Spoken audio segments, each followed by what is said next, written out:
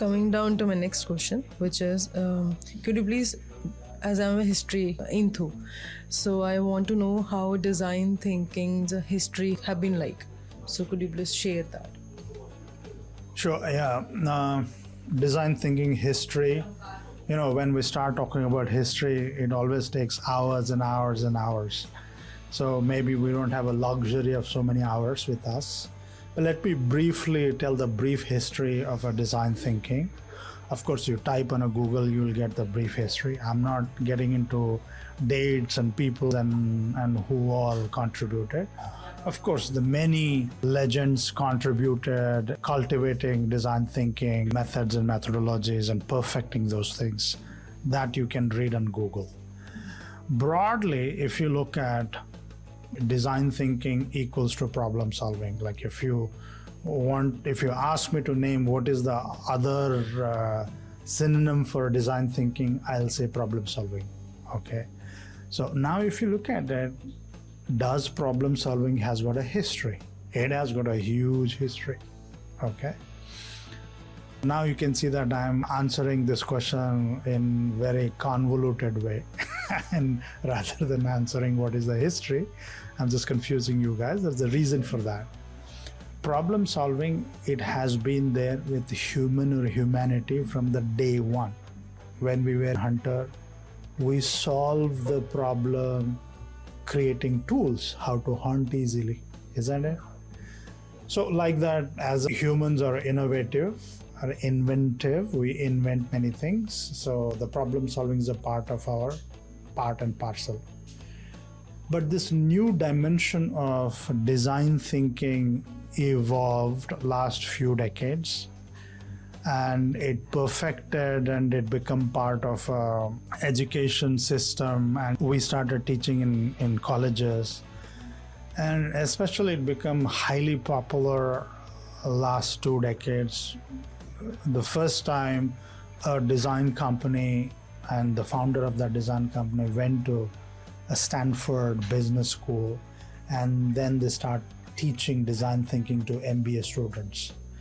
So that revolutionized, and now design thinking become part of MBA curriculum, and it started from Stanford, and eventually it kind of trickled down all the best MBA colleges in the world. So today, like, you just go to any MBA colleges, most of them have this as a part of their teaching aspect.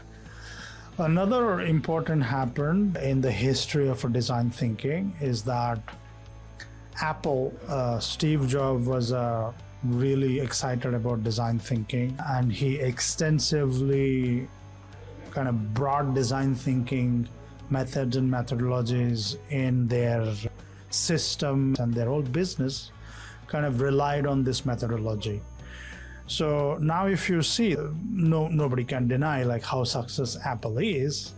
And if you kind of dig deep and you see that design thinking enabled them for many of their success stories. So now if you see there's a correlation in the history of design thinking, when design thinking method and methodology become part of MBA colleges, it become much more a business vocabulary. That's a good thing happened in the history. And the second, when Steve Jobs extensively used design thinking and he produced fantastic products and services, that really showed the practical side of design thinking. And many of the business owners or corporates realize that, hey, design thinking is a magic. It helps us to achieve our business goals and produce fantastic products, and consumers desire our product and services because we use a design methodology, we're able to produce fantastic solutions. So design thinking proved itself that it's a useful business case study, and it proved itself that it can be taught methodically in the MBA colleges. So these two aspects accelerated acceptance of design thinking. So now it is part and parcel of an education So even though I haven't answered the history of design thinking, but I told you the significance of design thinking, how it evolved over a period of time. You don't need to worry about history, but you need to know the evolution of design thinking and its contribution in whatever sphere of life. So without answering, I'm trying to answer your question.